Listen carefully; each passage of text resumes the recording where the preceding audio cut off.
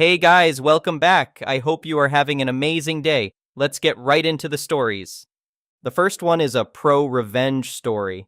My buddy Jake just told me a wild story about his late Uncle Roy, his mentor and fellow software developer.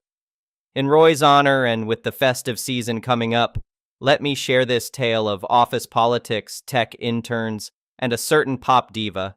Uncle Roy was a senior coder at a mid-sized tech firm in Seattle and an instructor at the local community college. He was also unofficially in charge of organizing the office holiday parties. To help cover the costs, he had a donation box on a table near his cubicle where folks could drop some cash for the party fund. Everyone knew the deal and was happy to chip in. A few weeks before the big annual Christmas bash, Uncle Roy decided to check the box. To his surprise, it was completely empty.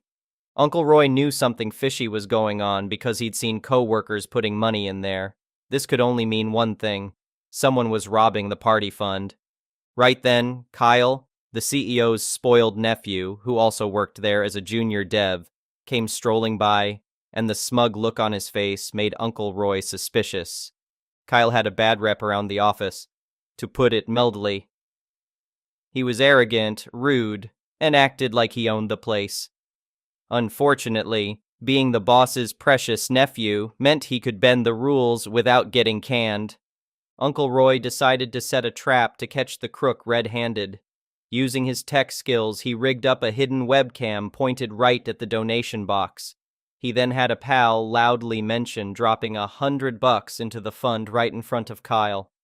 Uncle Roy sat back and waited. Sure enough, he got an alert that the camera was recording and watched Kyle look inside the empty box, scowl angrily, and fling it against the wall in frustration. Now, you'd think this would end with Uncle Roy marching that video evidence over to the boss to get Kyle fired. But nope. Like I've said before, if there's one thing coders love, it's solving problems creatively. And if it involves tech students, they'll make sure it's an unforgettable lesson. So Uncle Roy went to his programming class at the college. He offered the students extra credit to design a rigged donation box that would emit an obnoxious sound when opened. The louder and more annoying, the higher the bonus points. A week later, the students unveiled their masterpiece and demonstrated how it worked. Uncle Roy was impressed and gave them the promised extra credit. The next day, he swapped out the normal box with the rigged one and announced, "Hey folks, awesome! Someone donated $50 to the party!" Then he retreated to his desk to watch the fireworks. The students had wired the box to play that ridiculously popular Let It Go song from Frozen when opened, right when the tune was starting to get old and annoying. But that wasn't all. They engineered it so the box couldn't close again unless you hit a hidden release switch, meaning the song would keep blaring. As a final prank, they angled the sound output for maximum volume and secured the whole thing with industrial-strength adhesive. Before long, the entire floor was treated to Idina Menzel, belting out the overplayed Disney hit, mixed with Kyle's frustrated grunts as he wrestled with the box he couldn't shut. The commotion drew the attention of none other than Kyle's uncle, the CEO himself. After failing to get the infernal thing to stop, Kyle chucked it against the wall, leaving a sizable dent. The boss then summoned his nephew to his office. 15 minutes later, Kyle stormed out carrying a boxed-up desk, with a note stating, "Do not rehire, do not recommend," added to his file, effectively ending his coding career right there. At that year's holiday party, Uncle Roy had a special video presentation queued up. It was the webcam footage of Kyle's failed robbery attempt, all perfectly synced to Let It Go blasting in the background. The next one is an entitled people story. When I started my small business a few years ago, I was thrilled to set up my office and workshop in a commercial building that was close to my house. It was in a nice neighborhood with a homeowners association, but since my property was zoned commercial, I didn't think joining the homeowner association would be necessary. Boy, was I wrong. Shortly after I moved in, the president of the homeowner association came by to welcome me. He handed me a stack of papers and said I needed to sign them to officially join the homeowner association. I politely declined since my property was commercial, not residential. Well, that sure didn't sit well with him. For the next few weeks, he kept hounding me about joining and paying homeowner association fees. He said it was mandatory for all property owners in the neighborhood. I showed him the zoning paperwork proving my property was exempt, but he didn't care. Things escalated when I started getting letters from the homeowner association's lawyer claiming I was violating homeowner association rules by not joining. The letters threatened fines and other legal action if I didn't comply. Of course, I sent back my own strongly worded letters explaining they had no authority over my commercial property. I thought I had settled the matter until I arrived at work one morning to find half a dozen homeowner association officers waiting for me in the parking lot. The president demanded I let them inspect my property for violations. I refused and told them to get lost before I called the police. Unfortunately, that didn't deter them. The very next morning, I discovered that the homeowner association officers had broken into my office and workshop overnight. They had jimmied open the locks and rummaged through all my files and equipment. Some of my tools and inventory were damaged or missing entirely. I was absolutely livid. I immediately called the police to report the illegal breaking and entering. Thankfully, I had installed security cameras weeks before when this whole homeowner association dispute started. So I had video evidence of the homeowner association officers forcing their way into my property. When the police arrived, I showed them the camera footage and damage done to my office and workshop. The homeowner association president had the nerve to tell the police it was just a routine inspection, and that I was making a big deal over nothing. Yeah, breaking into private property sure is routine. The cops weren't buying the homeowner association's excuses, especially with the video evidence I provided. All of the officers were arrested on the spot for trespassing, breaking and entering, and destruction of property. The look on the homeowner association president's face when he was put in handcuffs was priceless. In the following weeks, I sued the homeowner association for the damage to my property and stolen inventory. My lawyer was confident we had an airtight case, given the ample documentation and video evidence. We ended up settling out of court with the homeowner association forced to pay me over $75,000 in damages. The homeowner association president also got his comeuppance.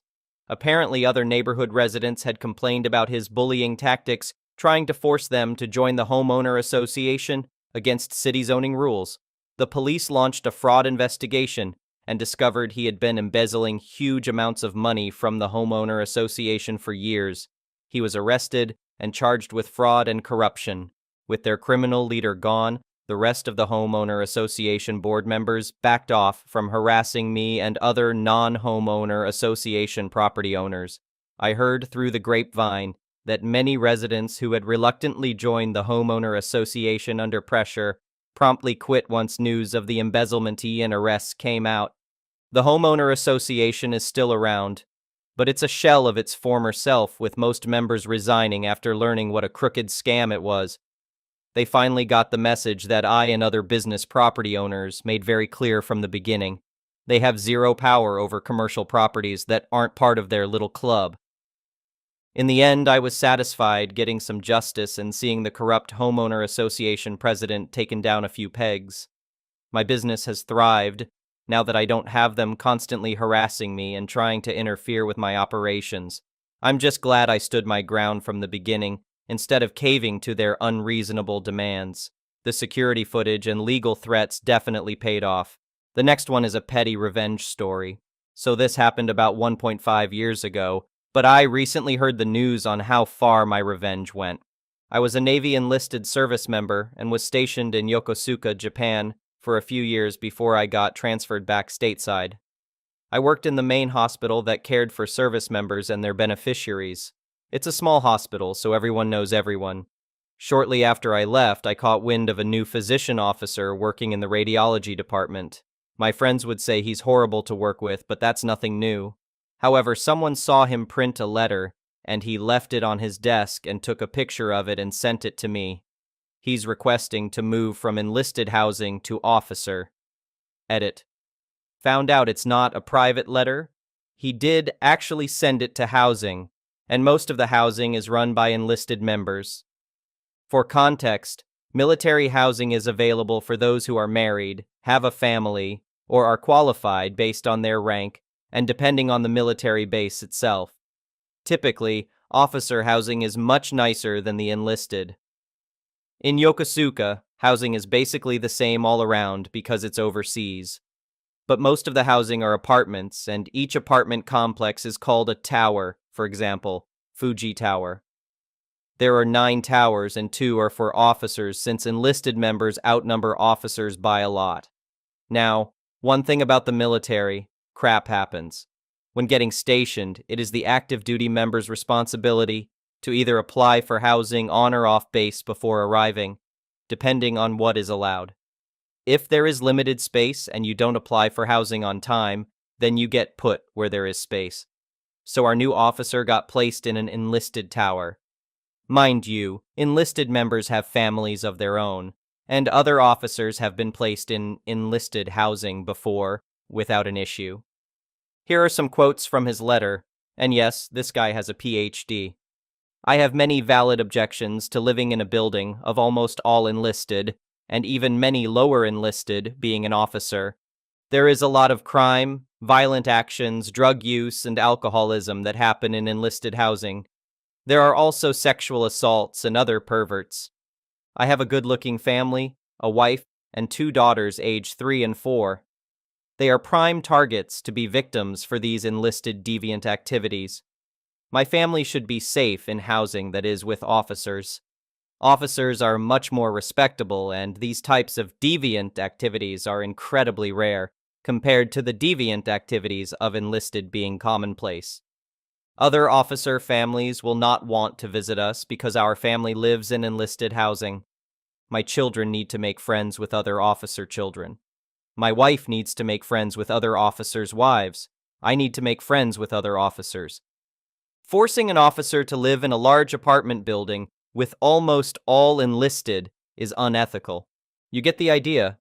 So this guy basically looks down on all enlisted service members, assuming every single one are drug users, perverts, chas, pedos, criminals, etc. The kicker? He was an enlisted army member before going to officer school.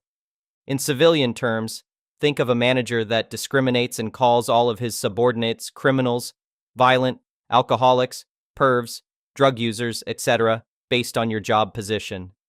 Forgetting that some have a family and maybe aren't any of those things. And he not only has the authority to ruin your work life, he can ruin your personal life, deny days off, make you stay late, write you up if he doesn't like you, and not letting you promote. Safe to say, everyone was pissed, and I have nothing to lose.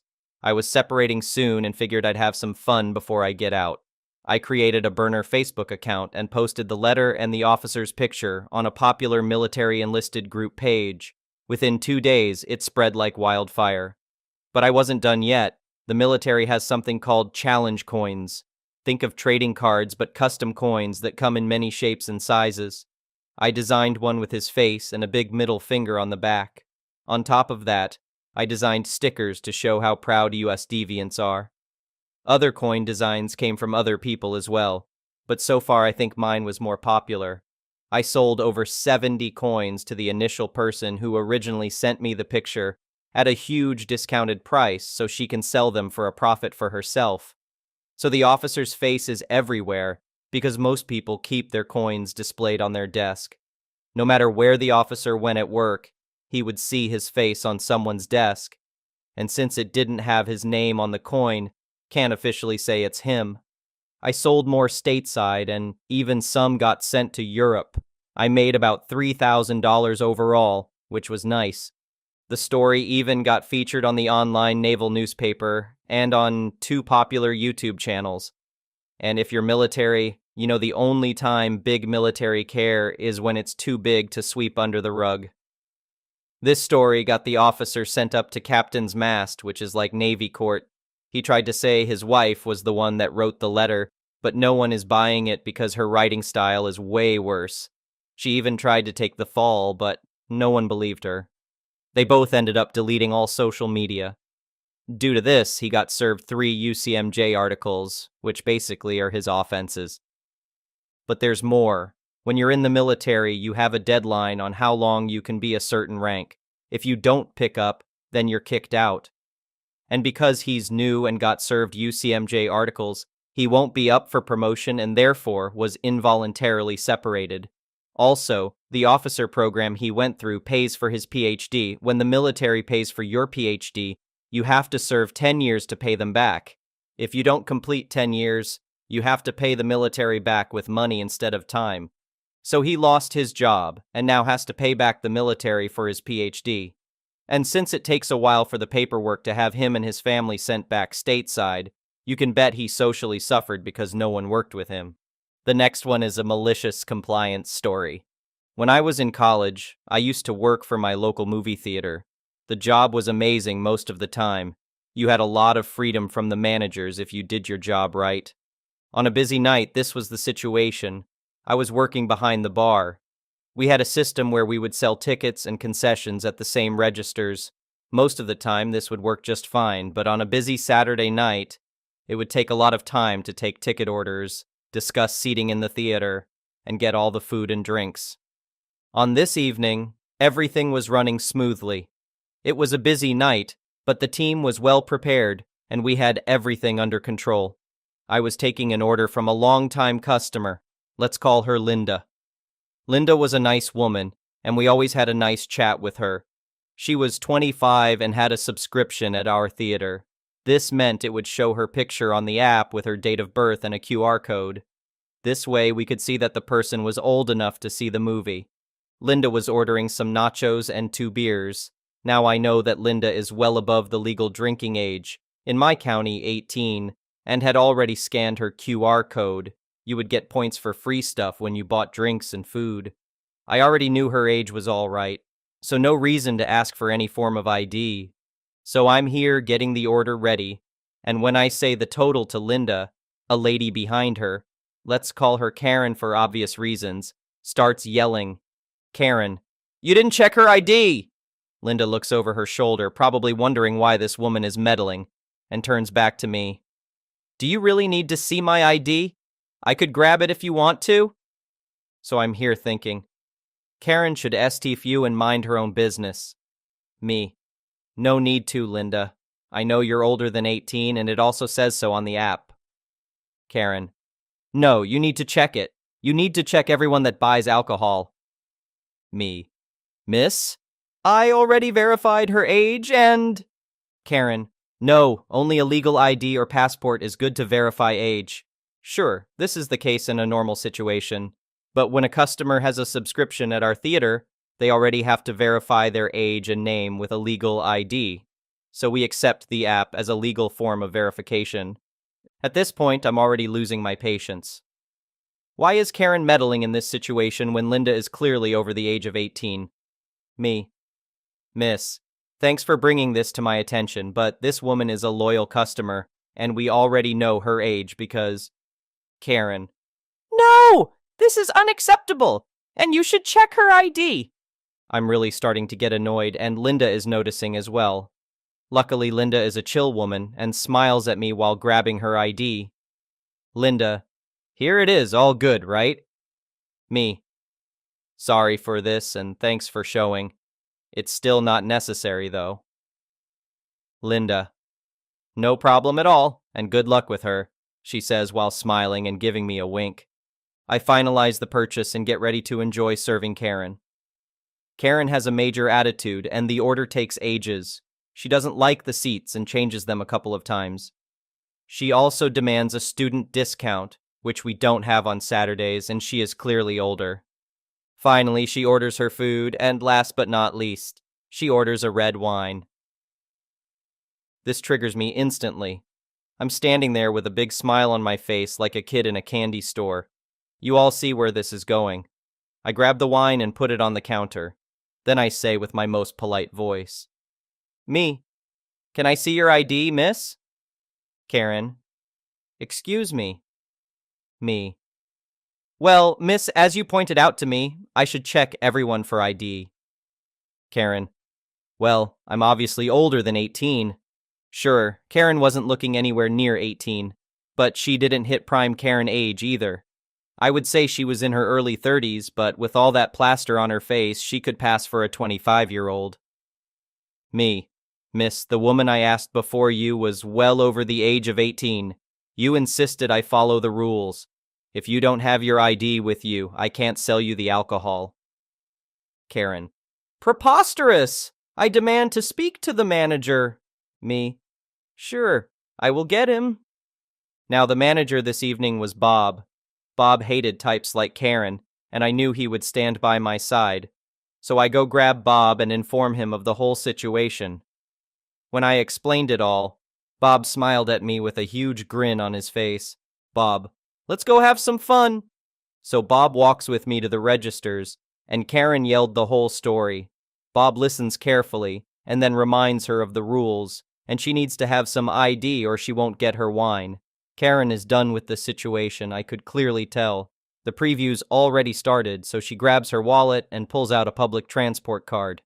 Karen, here you go, it states I'm old enough. Bob, sorry miss, this isn't a legal form of ID. And Karen at this point is bright red, and I thought she would burst out in anger. Karen, I demand you sell me this wine. This is ridiculous, and I'm about to miss the movie. Bob, nothing I can do for you without ID, miss. I should also note that when the previews are over, usually after 15 minutes after starting time, we can't let you go inside the theater because this will cause a disturbance for the other visitors. At this point, I wish I could have taken a picture of Karen's face. The utter face of defeat was amazing to see.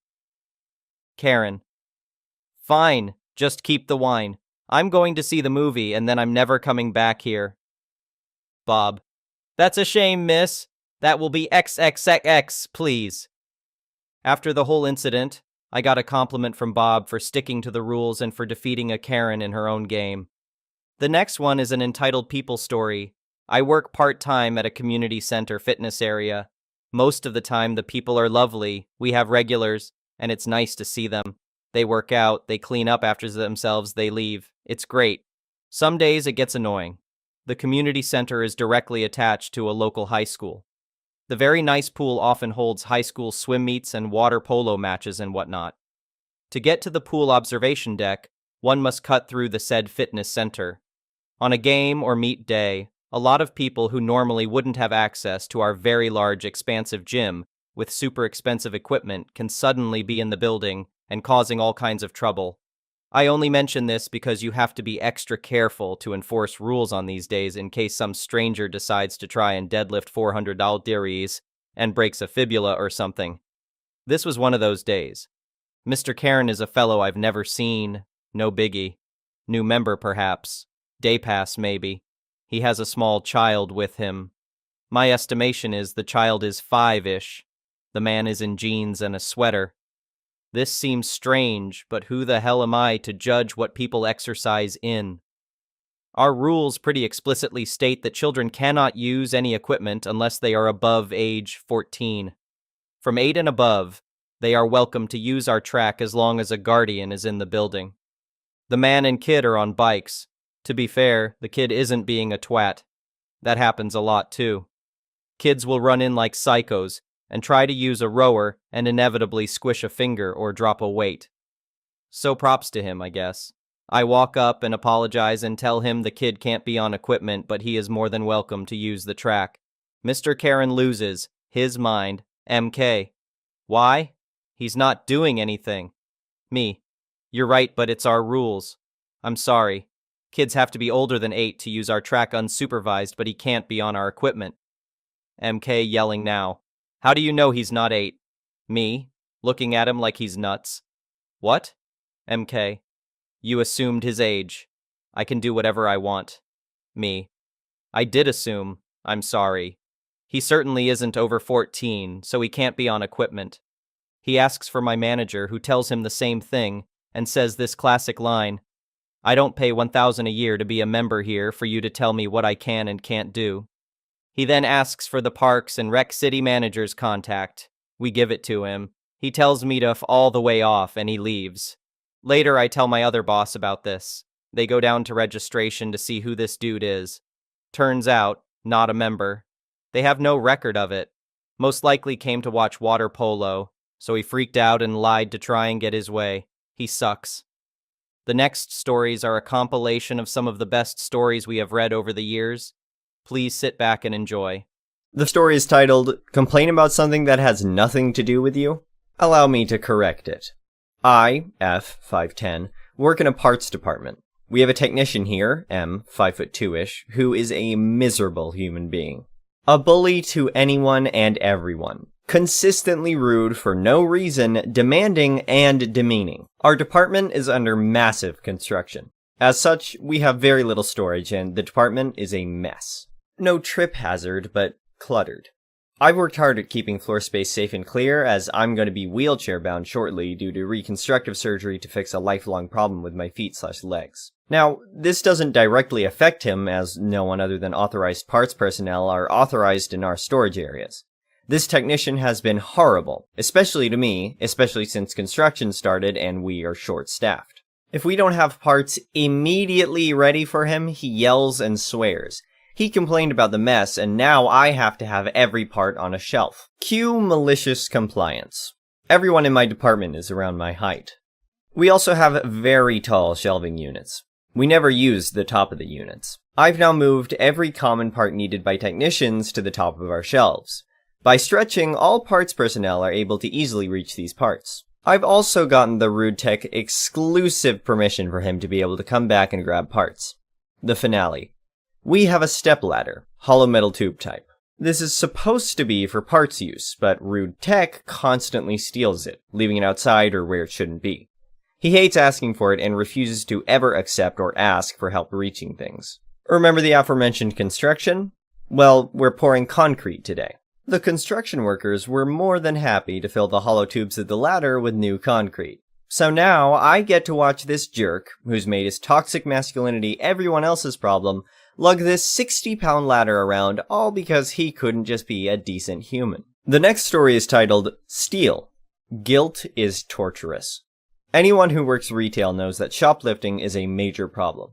Depending on the company, how and when you can confront a shoplifter can vary. I'm a shift supervisor for a retail drugstore chain.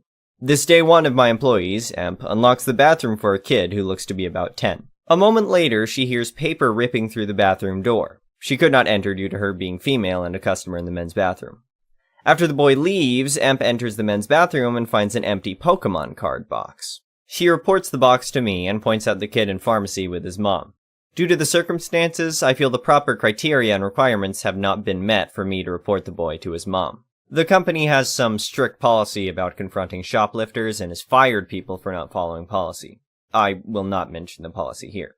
However, I tell Emp that we are going to guilt the boy. If he is innocent, our plan will have no effect on him. If he's guilty, he's going to hurt. Part of working retail is to casually approach customers asking if they need help. I notice the boy and his mom browsing the vitamin aisle. I give Emp the box and tell her to go give them the casual customer service.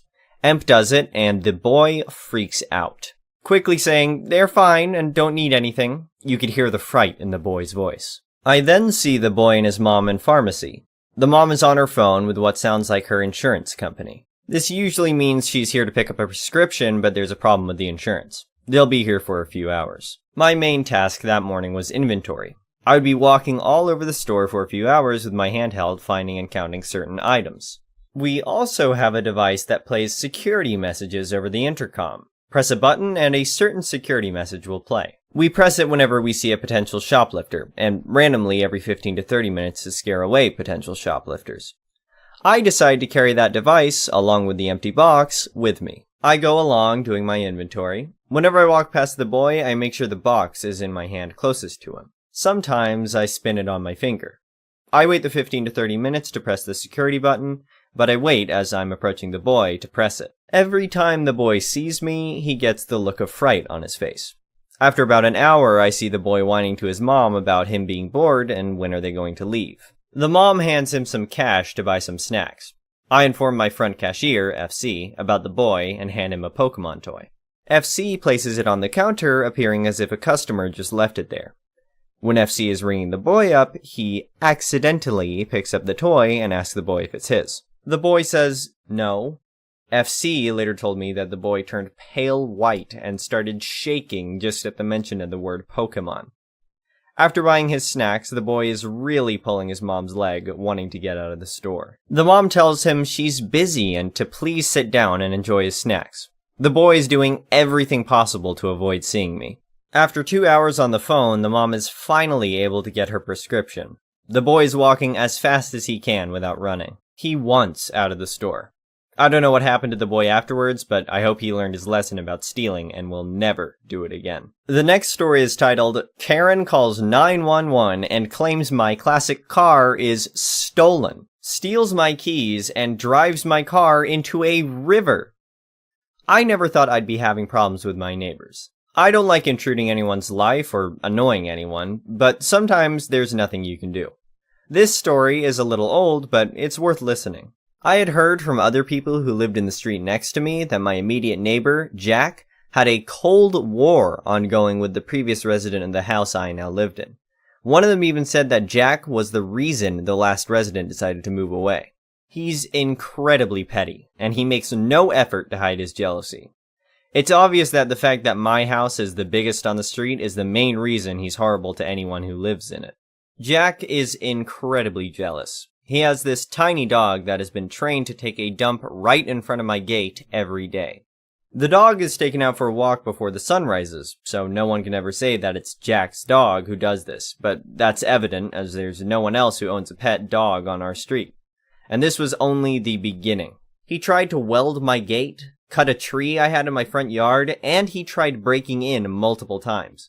I saw him peeping through the gate, and he even tried scratching my car. But I was always paying attention, and I knew that's how Jack was. And I made sure I never screwed up in front of Jack in any aspect whatsoever, which wasn't very hard because I lead a straightforward life and everything that I own is because I worked hard for it. Right after I finished my high school, I started hustling to make a name for myself in the game creating sector. I juggled college and work, which allowed me to gain more experience than other people my age. This is how I managed to buy my own house at 22 and then a Jaguar E-Type at 24. I could clearly tell that he was jealous, and I can understand.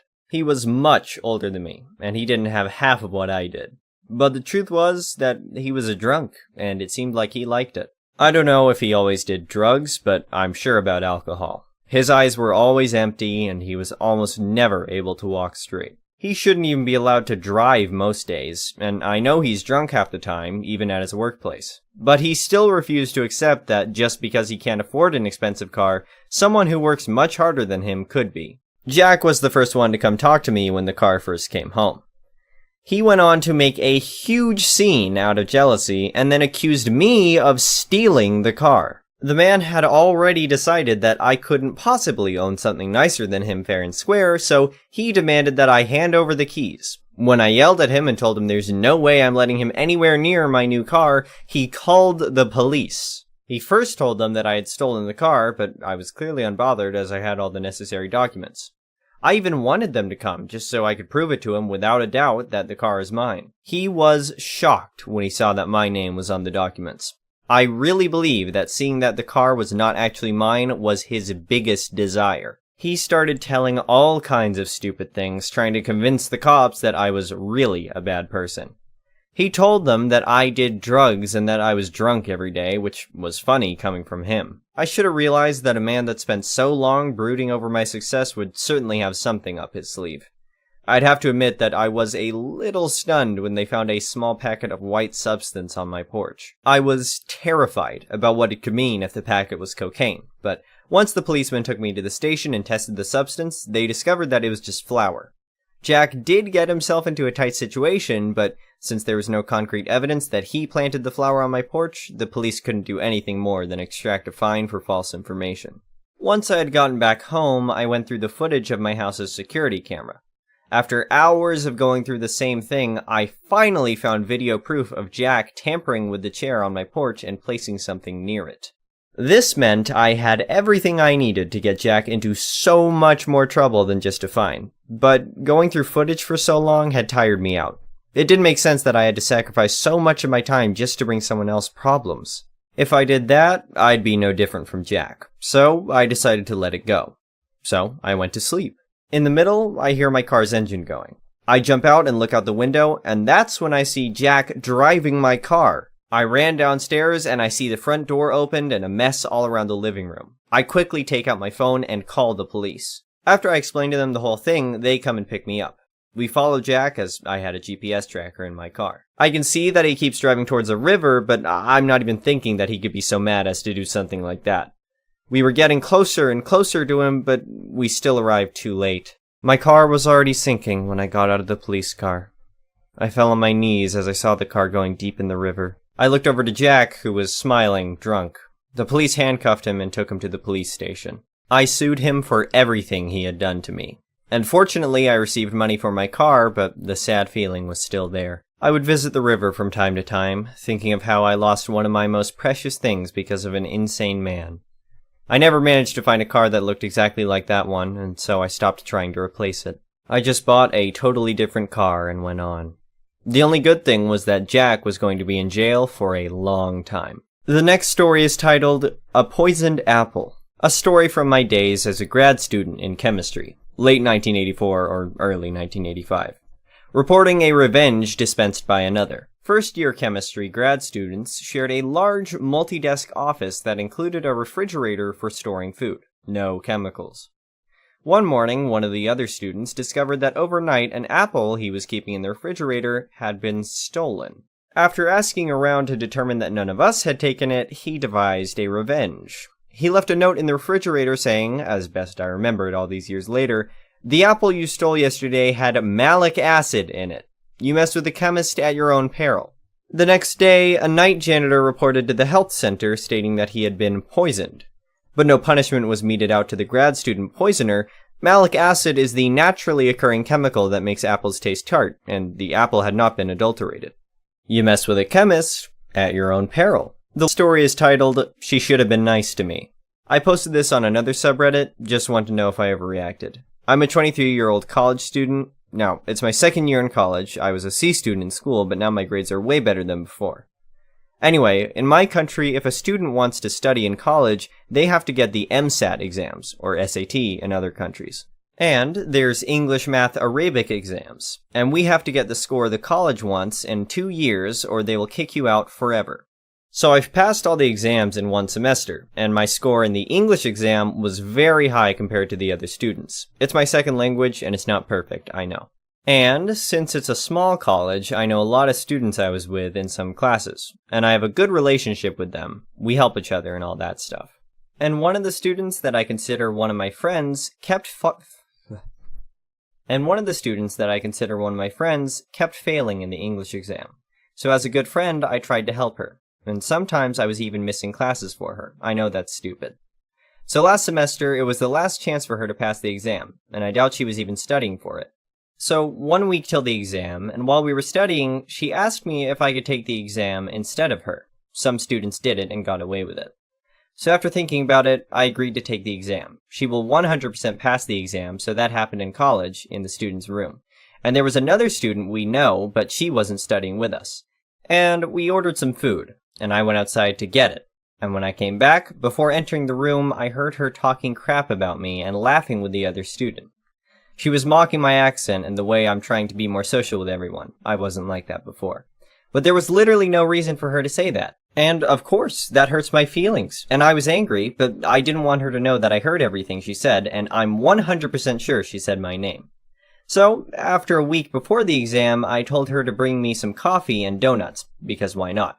I entered the exam room, thankfully no one noticed, and I was purposely answering the questions wrong, just random clicking sometimes.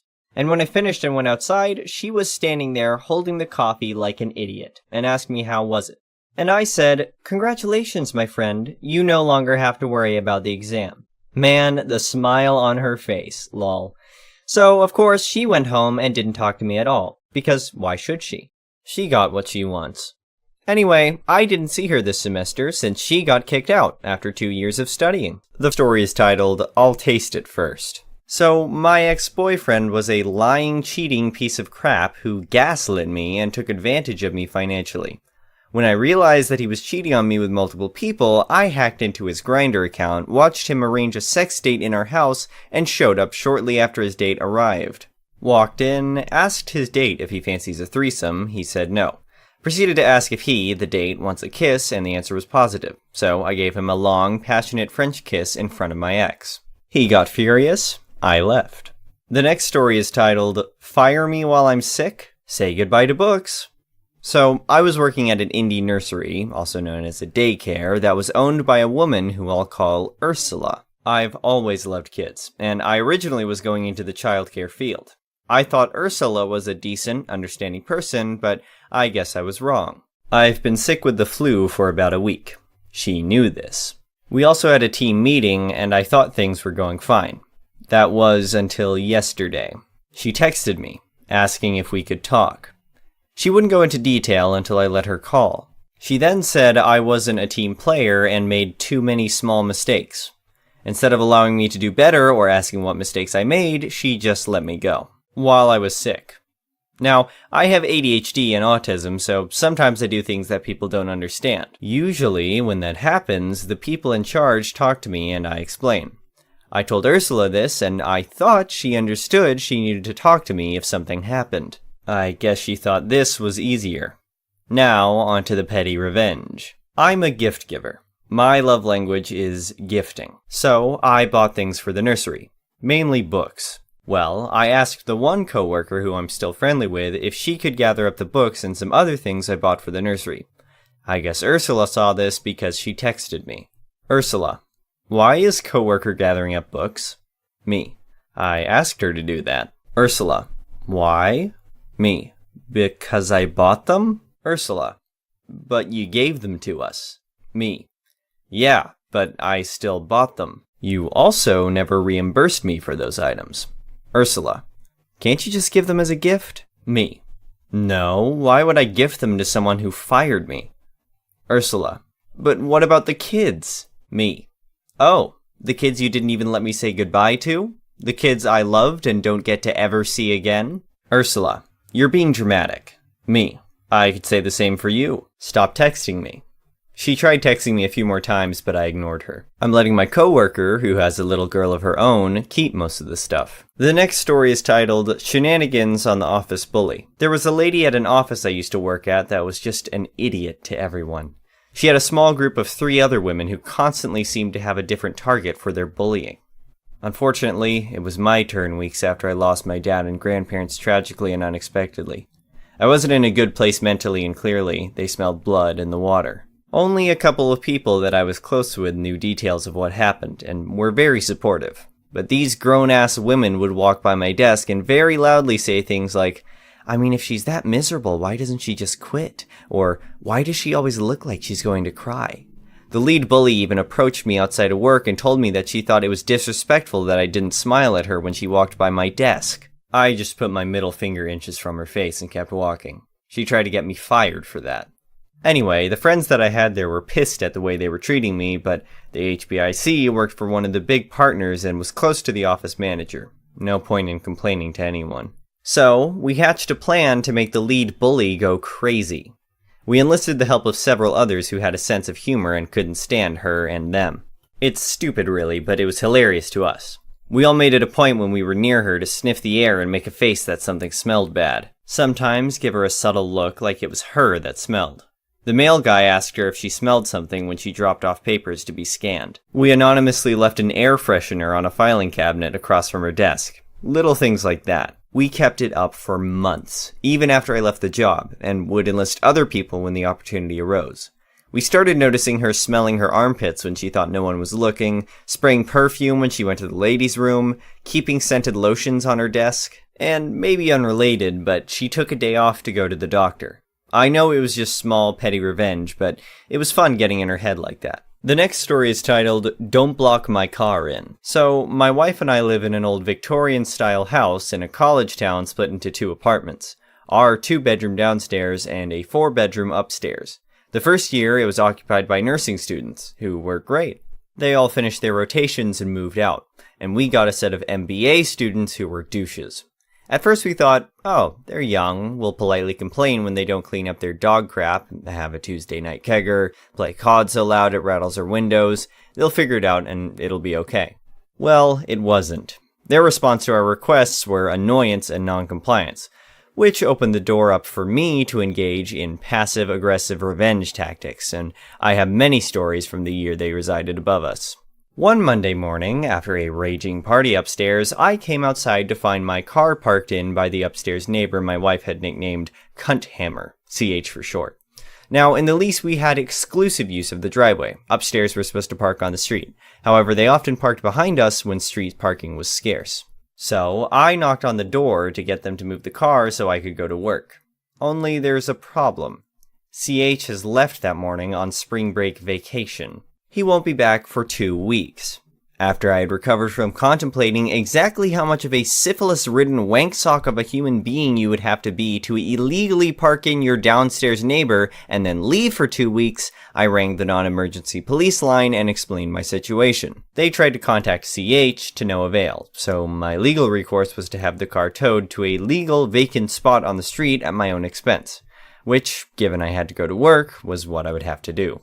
While I was waiting for the tow truck, I hatched a mature and a juvenile revenge plan. Juvenile plan first. I got a bottle of DOT3 brake fluid and a rag out, and utilizing the extent of my artistic abilities, painted a big old cock and balls on the hood with a pew of pee going over the roof, and left it to bake in. The mature part of the plan came to fruition when the tow truck arrived. Our city has a penchant for street sweeping and tows cars enthusiastically when doing so. They had just put up signs down one side of our street notifying that they would be sweeping in 4 days. I reserved a spot that side of the road for CH's car and had the driver put it there. I let him in on the plan as he was contracted to tow cars for the city that day. He giggled a lot at my slowly emerging cock and balls artwork and said he'd try and pick up CH's car early, knowing that if he was away for 2 weeks, his company would be able to rack up a nice storage fee. The day came, and the tow driver who moved the car came straight to CH's car and towed it. I had dropped a note in CH's letterbox explaining, without being rude, that he had parked me in and I had to have his car moved at my expense so I could go to work. Cue him coming back and furiously pounding on my door. "Where's my ducking car?" he demanded. I explained I had moved it to the other side of the street into a legal car space because neither the police nor I could contact him. The city had swept the street last Thursday. They had towed it. He'd need to call the city. He stormed off, furious, only to return a few hours later. Apparently the combination of the city's fine, the tow fee, and 10 days storage totaled over $1,000. And his car had been hilariously vandalized at the tow yard. He demanded I pay. I politely declined, suggesting that he might try small claims court if he could demonstrate I'd done anything I was liable for. He never took me up on the offer. The artwork had come out great. The car had been left in the rain, so the giant prick on the hood of his beat-up Civic had rusted in. Apparently, it even earned him the nickname Prick Wheels in class. The next story is titled Revenge for a Nightmare Year. When I, 27M, was 18 years old, I was a cook at a pub. I worked with this 30-year-old man who was also a cook. He used to bully me a lot. He was the new cook who was quick to condescend me, make fun, and just wasn't nice to me. And only me. He treated everyone else respectfully. I worked with him for a year, and every day was the same. I started dreading going in. He would brag a lot about his Japanese imported knife, and he got me to clean it for him. I ended up dropping it by accident, and he blew up at me, calling me names, and harassed me more than usual for the rest of the day. He also bragged about his Volkswagen Bug. He loved that bug. I talked to my boss about him, so he scheduled us to not work together. I worked morning shift and he worked the night shift. I couldn't completely get away from him because we had to work together when transitioning from morning to night shift. One day, I was just ending my morning shift and he was starting his night shift. Before I was leaving, he pretended to stab me with his knife. I was shocked and told him not to do that. He laughed at me and thought it was funny. I got mad. That was the last straw. When I got home, my mom and her boyfriend knew I was mad, and they asked what happened. I told them, and my mom's boyfriend had the idea to grab dog poo from the backyard and smear it on his Volkswagen door handle and vents. In a fit of rage, I was willing to do anything to get a little revenge for the past year. At the time, the idea sounded brilliant. So, I grabbed a plastic bag, picked up the poop, and drove to his car. I smeared his door handles and vents and took off back home. The next day, everybody at work heard the story and asked if it was me. I denied everything, and nobody could prove it was me. He left me alone after that, and I quit shortly after. The next story is titled, Stop Browsing Porn. Back in the late 90s, I worked for a small construction company as the office manager. My background was as a computer programmer, and this was the job I had when I finished school. The owner of the company hired his son to be the company's safety officer. A very non-strenuous job if everything was being done properly, and as far as safety went, he was good at it. But most of the time he spent sitting in his office browsing the internet, or in his case, porn. I knew it, his father knew it, and the vice president knew it, but nothing was said beyond my comments that those sites were loaded with viruses. Cue maliciousness. One day, the safety officer went to a job site, leaving his computer up, and signed in. My chance. I went into his office and took a screenshot of his computer desktop, moved his start button to the side of the screen, and setting it to hide. Set his background image to a blank screen, and turned off his icons. Then set back to see what would happen. He came back to the office, sat down to play a game of solitaire, and panic ensued. I let him worry over it for 10 to 15 minutes before I came in, looked over things, and proceeded to read him the riot act over how he had been told multiple times about going to those sites, especially on his work laptop. About that time, his father, the company owner, who was in on my scheme, asked what was wrong. I angrily explained that his son had gotten the ID10T virus by surfing porn sites, to which Dad read his son the riot act. We let him stew for a couple of hours while I worked on his laptop, played solitaire, occasionally muttering loudly what a dumbass he was, couldn't follow instructions, etc. Finally, I brought his laptop back to him, saying his system was toast, to which his father replied that it was coming out of his pay. The look on his face was priceless. Then, I sat it down in front of him, everything running perfectly, and a new high score on solitaire showing on the screen.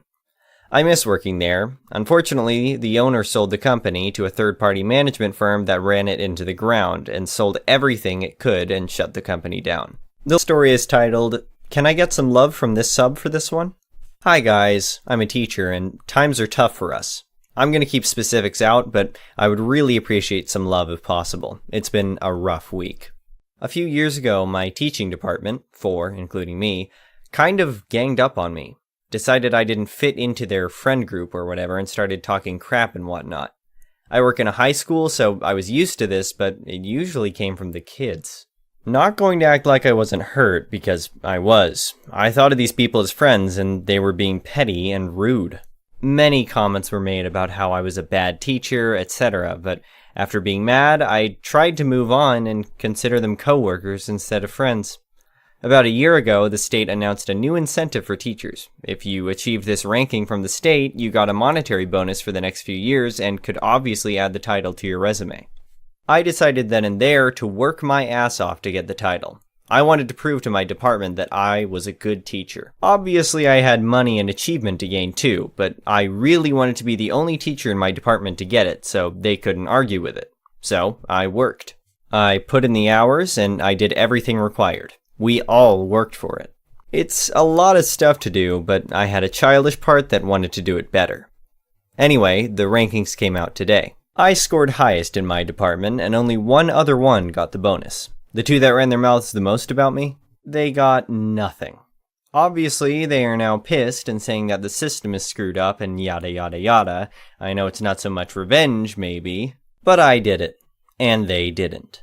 Today, I won. I hope you all get your win too. The story is titled, Am I the a-hole for sending my daughter to her room because she farted at her family dinner? My daughter is 14 years old. I'll call her Rosie to maintain privacy. She's the middle child of 4 kids, with my oldest sons being 16, 18, and youngest son is 10. She's my only daughter. She has high-functioning autism and is starting to model some of the boys' behavior and to the next level. She has some sort of a fart fetish. She laughs at farts, looks up every fact on farting, including foods that trigger gas, etc., watches fart pranks on her iPad out loud, all without any regard to the context of the situation. I wish I was joking. I have taught her and our sons table manners. I've been teaching them and reinforcing them since they were little. They were told to say, "excuse me" when they belch, cover their mouth when they cough and sneeze, close their mouth when they eat, very basic table manners. Some of these things I tell her each time, it's like I told her the first time.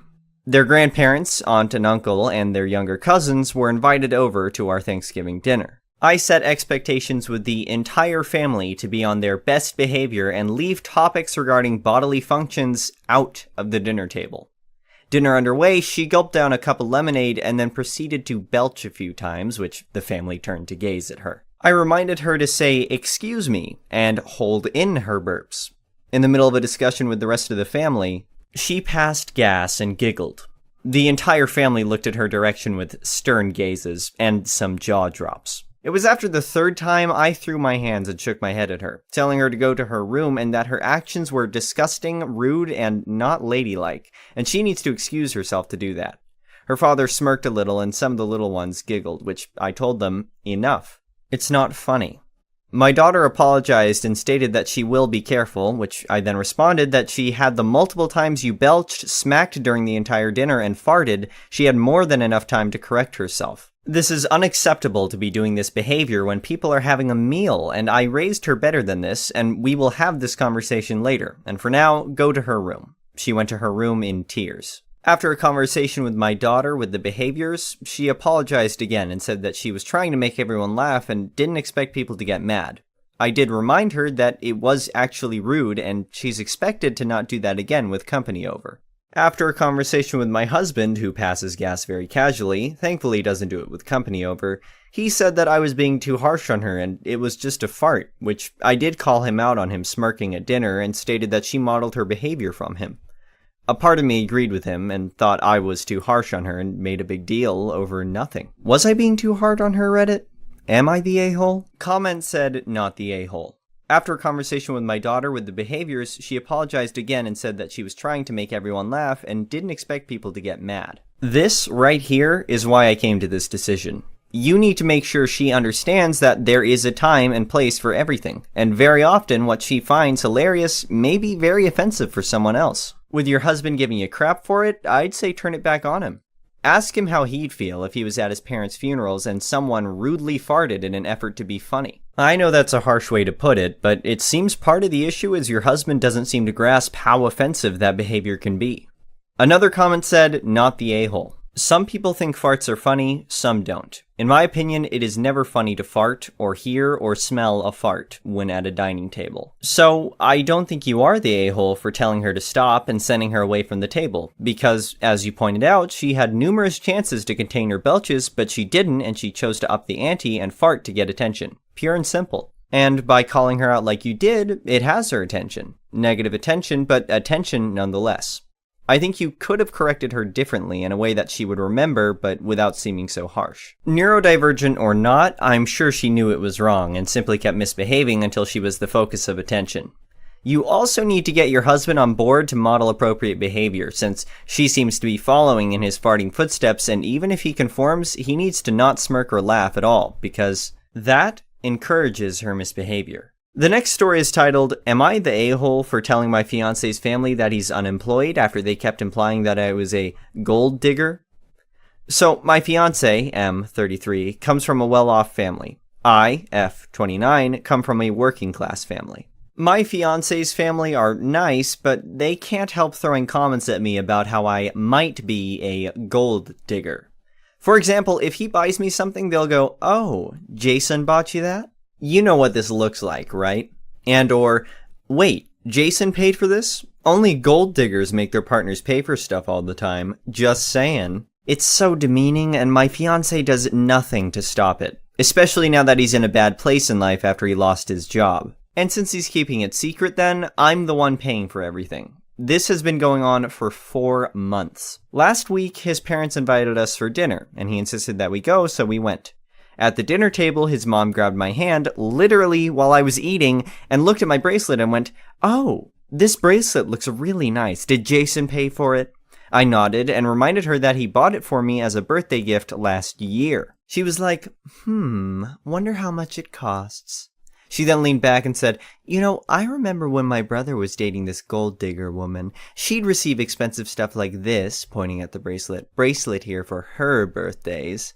I was stunned. I cut her off and asked if she meant to say that I was a gold digger. She threw her hands up and went, "I mean, if the shoe fits," while laughing awkwardly. Silence took over.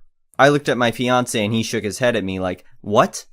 I snapped. I told her it was bold of her to imply I was a gold digger when I'm literally providing for her unemployed son, have been for 4 months now. They all looked shocked. She glanced at me in shock, and his dad asked if it was true, and my fiance just froze but looked so angry. An argument ensued, and dinner was cut short, and we had to leave after they started berating him. He had a rage fit in the car, just yelling and lashing at me. In my defense, I said that he sat by and let his mom continually imply that I was a gold digger, but he said that they never outright called me a gold digger, so it was all in my head. He said I still had no right to take advantage of his unfortunate circumstance to get back at his mom and expose him to the family. His parents went on about how disappointed they were, and now, as a result, he got disinvited from Thanksgiving. He blew up at me because of it this morning and kept saying I screwed him over so badly when he was just an innocent bystander. Comment said, "Not the a-hole. I think you should uninvite your fiancé from your wedding. He doesn't have your back. He's willing to lie to his family for months to protect his reputation. He's going to be willing to lie to you, too. And this won't be the last time he blames you for the faults and actions of himself and others." Another comment said, "Not the a-hole." I have to ask, do you see a future with this guy? He has no loyalty to you and is content to sit by and let his family disrespect you. When they get angry with him, it's your fault. Imagine how much worse this dynamic will be if you have children with him. He will allow his family to treat you like crap and teach your kids that you are unworthy of respect and dignity. I'd toss him before he makes your life a misery. The next story is titled, "Am I the a-hole for telling my mother that she and her step-grandchildren are not part of my family and are not owed money?" My mother had me with a sperm donor. He was someone she knew who was willing to let her have a child to raise herself. When I was 12, Mom met her husband. Her husband had a 17-year-old daughter at the time. Her husband and his daughter were dicks, and Mom threw me in the deep end, and she thought I'd see this dude as my dad because I never had one before. Even at 12, I knew a guy who commented on how I didn't smile like a girl should, and who commented on my weird interests for a girl was never going to be worthy of being called my parent, let alone my dad. His daughter taunted me for having no dad, and for not being cute enough when my donor didn't fall in love with me and decide to be my dad. I asked her if she understood what a sperm donor was. She told me someone who makes freaks. When I was 16, her husband's daughters moved back in with her boyfriend and their kids. I was then forced to babysit after school, and sometimes on the weekends because they either couldn't be bothered or nobody wanted to pay. I did the bare minimum of babysitting, and I did not grow attached to those children in the townish years I babysat them. I wanted nothing to do with babysitting them, but figured I could at least game when home with them rather than being grounded. I moved out and cut my mom off because she chose a husband who was a dick to me and kept me around him and his daughter who was also a dick to me. I have nothing to do with any of them. A few months ago, my sperm donor died and I learned he left all his assets to me. It was a lot of money, and a house that I sold, which got me a lot of money. My mom learned about this via mutual friends, and she reached out and told me how much they have struggled financially since their house burned down 2 years ago. I had heard about that at the time, and how her step-grandkids are looking at a really bad Christmas, and how great it would be if I, as their aunt, her daughter, and part of the family, bought gifts for the kids. I told her she and her step-grandkids are not my family, and were not owed any money from me, and that I would like it if she did not make me change another number. She called me on a business number I have. She asked me, how could I be so cold? And even if I resent her, how could I say that about the niece and nephew I spent every day with for 2 years and who looked up to and adored me? Am I the a-hole? Comment said, "Not the a-hole." All of a sudden, out of the blue, your mom contacts you after she conveniently hears about how you came into a lot of money courtesy of your sperm donor. I'm guessing she hasn't tried to contact you prior to this. How her step-grandkids are looking at a really bad Christmas, and how great it would be if I, as their aunt, her daughter, and part of the family brought gifts for the kids. Jeebus, lay it on thicker, Mom. So she was willing to submit you to years of mistreatment from your stepsister and stepdad along with her, but as soon as you come into cash, you're part of the family. Convenient. She asked me how I could be so cold. I'd ask her how she could have stayed with a man and his daughter who treated you like such crap over the years. How could I say that about the niece and nephew I spent every day with for 2 years? Well, considering you were forced to babysit for them by your family, I think you've given them enough over the years. Maybe total up the cash they saved by having you watch them for your sister and her BF. Good on you to stand your ground, OP. Use the money on you, not on people who wanted nothing to do with you until you all of a sudden came into money. Another comment said, not the a-hole. Isn't it amazing how people who treat you the worst suddenly become such devoted family members when they want your money? I'm very glad your dad remembered you and left you a legacy, and I hope you made solid arrangements with it for your future. One hint. If you haven't yet, please get a will written immediately. If you don't, your mom may qualify as next of kin and be able to take it all if anything happens to you. Build your own future and family of choice and have a great life. The last story is titled Racist Against the Owner, the cast. Me, EJ, entitled Jerk, and IS, important son. I work at a popular high-priced restaurant, and we get new employees often, but the owner, who is also the general manager, hired some new faces, and he put me in charge of them. I'm not a manager, and the actual managers that were working with me made it clear that they were putting the responsibility of EJ onto me. Immediately, I didn't like this EJ. He was unprofessional and rude, but when he found out he was older than me, all respect went out the window. I'm a rather short, chunky girl, and he belittled me on my weight as well as my age. EJ was also racist and homophobic to me as well, and let other staff and guests know his opinions very aggressively. On to why he was fired. The owner of the restaurant next door is friends with the owner of the restaurant I work at. They're business partners and have corporate ties with each other. This is where IS comes in. IS is the son of the owner next door. IS, his father, and my general manager are on a poster in the back room. The family has owned restaurants for years. I don't know their race, but I know they're from overseas. I don't know where exactly, but I'm assuming Israel. Anyway, they have a thick accent, and sometimes it's hard to understand them the first try. IS walked in, and I had a difficult time understanding his accent, and after a few minutes of trying to understand each other, we got his order in. EJ got annoyed listening to my conversation and started making comments like, learn English, and mumbling while making ugh sounds. IS heard this and layered on his accent, making it even harder and playing it up while asking EJ questions about our food. EJ was noticeably pissed off and started yelling racist and anti-immigrant things at IS. He ended his rant with, if I was the owner, I'd ban all towel heads like you. IS perked up and in almost perfect English with little detectable accent said, I am the owner. EJ went off again, claiming how he was lying until he realized IS was one of the co-owners. You would expect an apology, right? One last-ditch effort to save your job? Not from EJ. He then claimed that it wasn't fair for IS to be a co-owner because it was taking away a job from Americans. IS smiled very big and asked me to write a witness report while he called my general manager and his dad. The next day, EJ was gone, and I hopefully never have to deal with him again. The story is titled, Am I the Asshole for Not Letting the Surrogate Family Touch My Stomach and Feel the Baby Move? So I'm a 24-year-old female currently 6 months pregnant as a surrogate for a family. Everything has been smooth sailing for the most part throughout this process, other than one thing. Even when I was pregnant with my daughter, I could not stand people touching my stomach. I don't understand the obsession with people touching pregnant bellies, but it bothers me when people try to do it. Anyways, the family I'm surrogating for has asked multiple times if they can touch my stomach or rub it and feel the baby move and kick. The wife stating that she's always wanted to experience feeling the kicking and moving baby.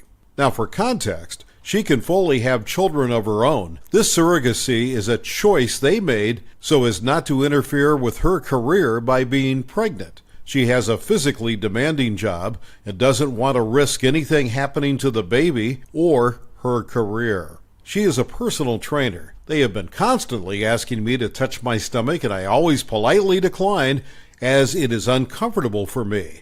Well, while me and wife were at the baby appointment last week, she reached over and rubbed my stomach while talking to the doctor.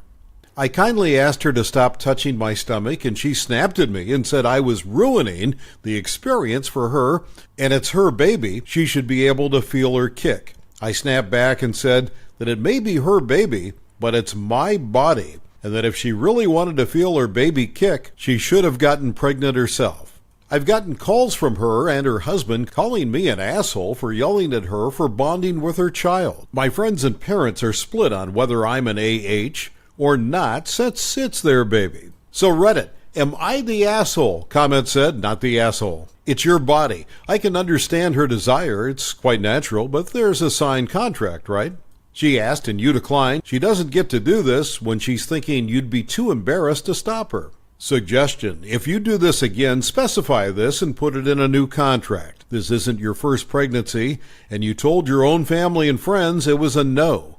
So you knew this. Another comment said, not the a-hole. There's nothing wrong with them wanting to experience feeling the baby kick, as this is their child. And there's nothing wrong with you not wanting to be touched. But your attitude is obnoxious. It's your body, your choice, but it seems dumb to not have realized that the parents would want to feel their baby kick as a way to connect and experience the whole thing. The next story is titled, Am I the Asshole for Calling Out Stepfamily's Dirty Laundry at Thanksgiving After They Criticized Me for Being Unmarried? I'm still getting crap from this from my family, so it's possible I may be a bit of an AH here. I'm a 29-year-old female. The players are my mom, stepdad, and 4 step-siblings, 35-year-old male, 37-year-old male, 40-year-old female, 42-year-old male, and their families. I'm the black sheep in that I'm the only one not married with kids, but that's my preference. I love living alone, I don't want kids, and having a partner just isn't that important to me. My family has been asking me when I'm going to get a boyfriend and settle down since I was 19, and the answer has always been, never. I was going to skip Thanksgiving, but my mom insisted that she wanted everyone home this year, if possible, so I went.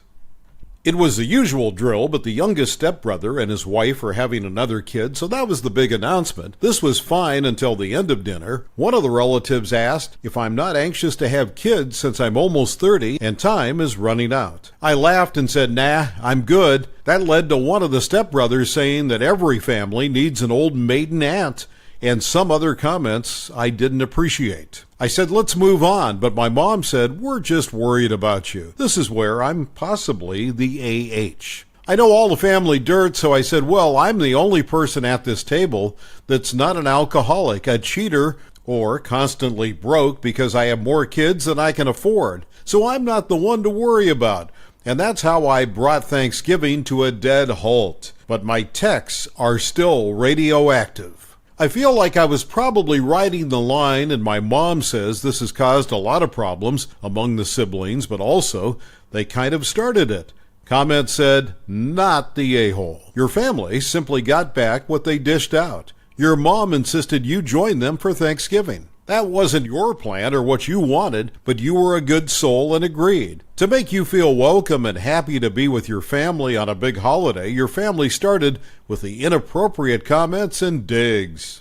Putting you on the spot with everyone watching, you asked them to stop, and then the mom who insisted on the family unity doubled down on the implied criticism. They played an unwanted family game with you and won unwanted prizes. On the upside, you may have a permanent pass from upcoming family gatherings. I'd take that as a win. Another comment says I'm going with not the a-hole because I think asking anyone about their procreation desires and then suggesting they're somehow wrong is incredibly rude and offensive.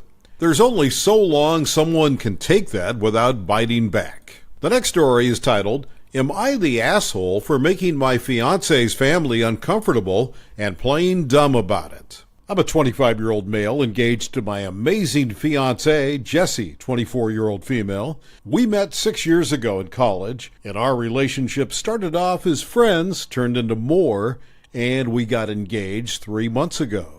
I have known her parents and siblings for 4 years and have grown to really like them in that time, especially in the last year when we got to spend more time together. Some background on me that they learned over this period. My dad died when I was 5 months old after an accident at work. When I was 12, my mom died suddenly, and I spent the remainder of my childhood in foster care because my only living family, my dad's parents, both had Alzheimer's and were in a nursing home together. Back to the main topic. Jessie and I got engaged, and the first thing her family wanted to do was throw us an engagement party. In the lead up to this, I met a few more extended family members who all seemed nice. Then the engagement party happened, and things took a major turn. My name became such a big topic of conversation. So I hear them talk about how silly it is for a grown man to be named Bowie. And surely, my real name is Bowen, and Bowie is just a nickname. And how crazy and cruel were parents to saddle a man with a juvenile name like Bowie. Then, one of Jesse's aunts asked me if I would be using a different, more mature, and more masculine name in our marriage. And I said, of course not, because it would not be my name.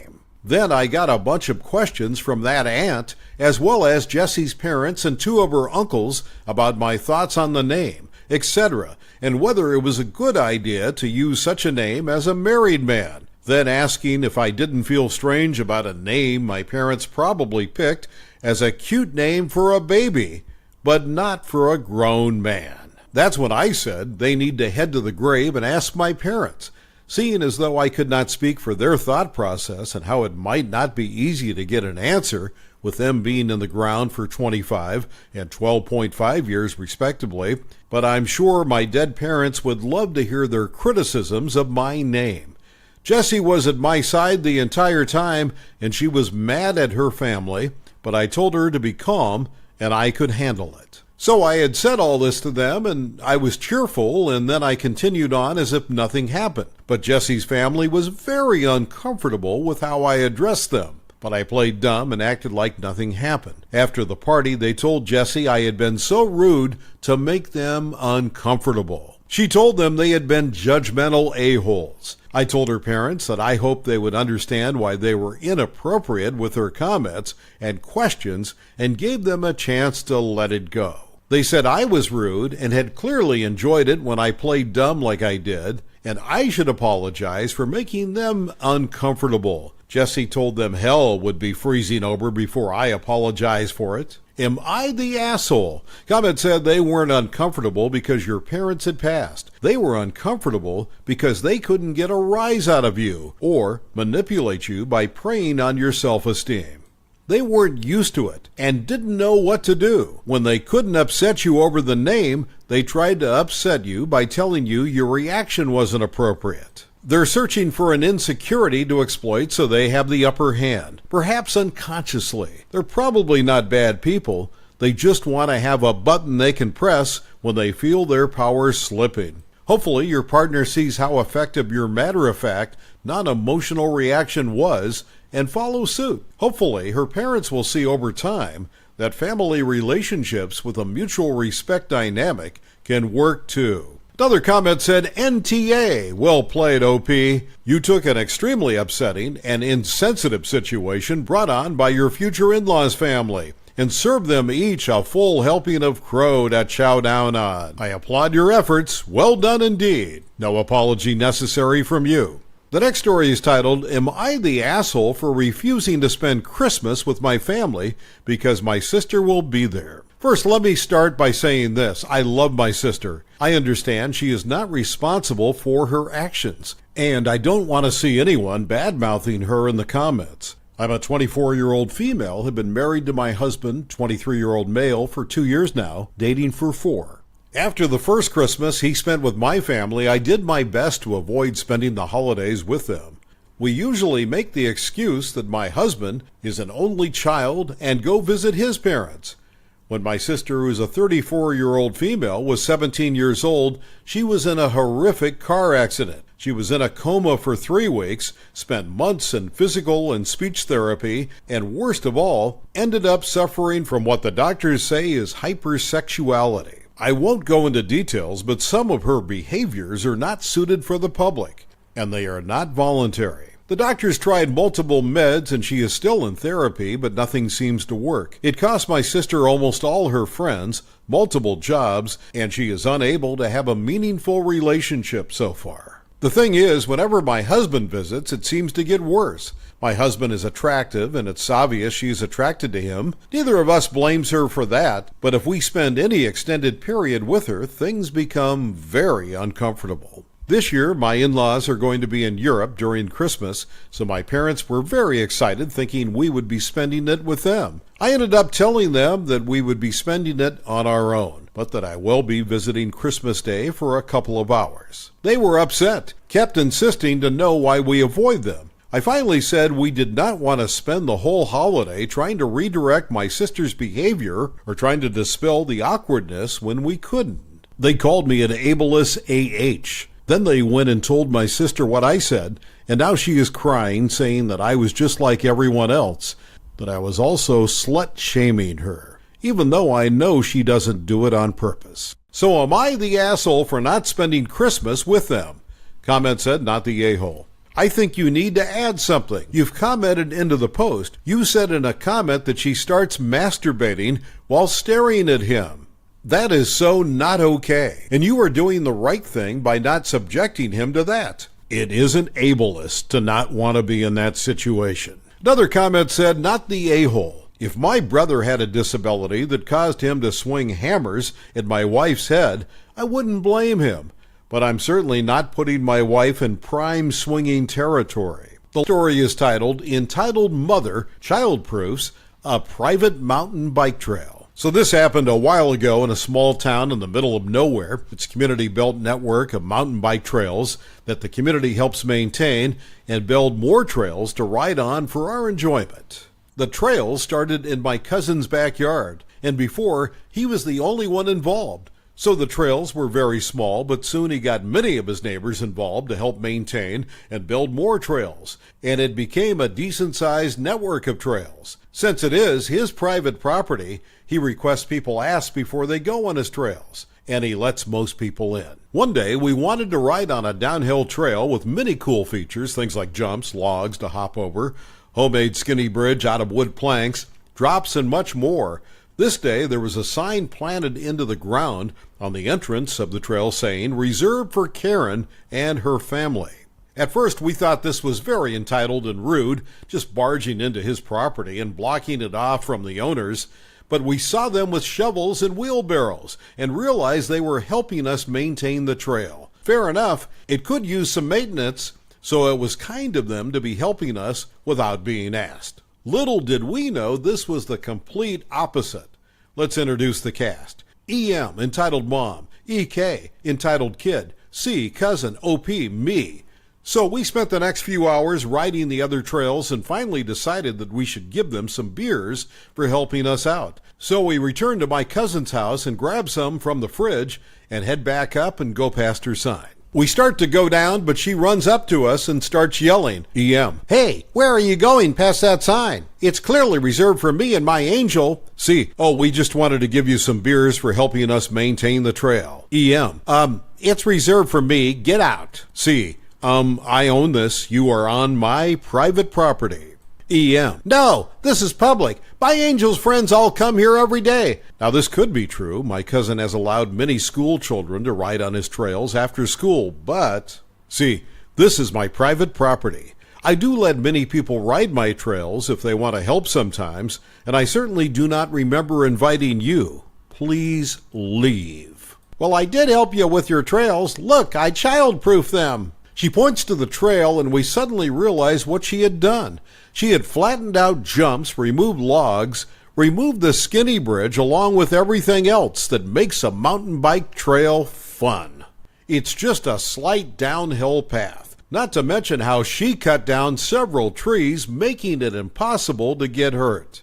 EK was also there, riding down the lame hill with a regular Walmart bike, going back up it with stairs made by breaking the skinny bridge. An entire summer worth of work turned into an idiot-friendly bike hill with nothing special. C, excuse me, what the hell have you done? EM, don't be yelling at me. You were the one who built a hazardous merry-go-round. I have no idea what she was saying. C, yeah, that's the whole point of mountain biking, to do fun things like this. But you, without permission, went on my property and broke things. What is wrong with you? EM, I'm making it safe for you. C, okay, well, I'm going to call the cops. At this point, she realized how dumb she was and decided to back off, never to be seen again. A part of me wanted this to escalate for a better story to tell, but we never ended up calling the cops. It ended up taking several days to get it back to its original form, but it will never be as fun. The story is titled, Tricked a Self-Proclaimed Ladies' Man into Performing Mandatory Community Service. My dad and uncle were in a fraternity together in college. This guy named Steve was also in the fraternity. My uncle and Steve did not get along well. Steve was a self-proclaimed ladies' man and liked the same girl as my uncle. Steve loved to prank people and apparently sabotaged my uncle's moped, which my uncle had to pay to get fixed. Later on, Steve did something that got him in trouble with the college and got him put on probation, but the college never followed up on any sort of action item, and everyone kind of forgot about it. My dad then hatched a revenge idea. This was many years ago when personal computers weren't common, but my uncle happened to have one and was pretty savvy with it. They decided to create a fake letter from the Dean of Student Affairs from the college. In the letter, they detailed the action that got Steve put on probation and told him that he was required to perform community service by mowing 10 random people's lawns. My dad and uncle specifically went and looked for the absolute most overgrown yards they could find and listed their address on the letter. I should mention that this happened in the South in the summer when it's like 95 and crazy humid. In the letter, they stated that Steve must complete these 10 yard mowings or he would not be allowed to graduate. They took the letter and put it in Steve's mailbox. Several days later, my dad was over at a friend's house and happened to look across the street and see Steve mowing this old lady's yard that had like foot-high grass with a push mower. The mower kept sputtering out, and Steve looked pissed. My dad asked the guy what was up with Steve, and the friend was like, "Oh, you didn't hear? Steve got a letter from the school saying that he had to mow all these yards or he couldn't graduate." The next story is titled, How I Put the Fear of God into an Entitled Restaurant Worker. I'm a custodian at a major theme park where we have a good number of outside businesses, such as restaurants, shops, arcades, etc. Normally we get along, but tonight was a night where I wished they'd up and leave. One of the trash compactors broke, so a sign was put on the compactor asking people to take their trash to a different yard to be compacted and not leave their garbage there to rot. Well, one restaurant decided they were above this and started piling their trash around the compactor. At one point, it got so high that I called my manager to tell him it was a safety hazard. He talked to the restaurant managers and they promised they'd tell their teams to move it to a different yard.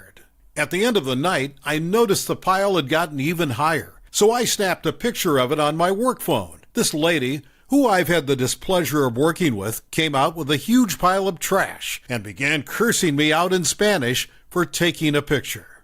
Angry, I turned to her and said in my most threatening voice, "Soy una bruja," Spanish for I am a witch. Two important things to keep in mind. I knew this woman was very superstitious. I knew she was especially terrified of Santa Muerte, a Mexican folk saint who will grant any request asked by her devotees, even for harm to come to their enemies. This lady's eyes got huge as she heard me say in English, "Santa Muerte, hear my prayer. May this woman have horrible luck until she sincerely apologizes to me." I knew this woman could not understand English, so she crossed herself repeatedly and got out of my way when I smiled and left. The next story is titled, I Remembered His Blog. A decade ago, I was working behind the bar that I own one night. It was a Sunday night, which meant a mandatory midnight close in my city. We did last call at 11:30 and made sure anyone who needed a drink had one. A rather drunk fellow ignored me when I asked if he needed anything, so I closed him out. At midnight, as the lights go up and the music dies, he turned at me and asked me for one more beer. I said no, we are now closed. This dude lost his mind. Started shouting at me about the bad service and how dare I deny him a drink. This happens sometimes with a mandatory midnight closure.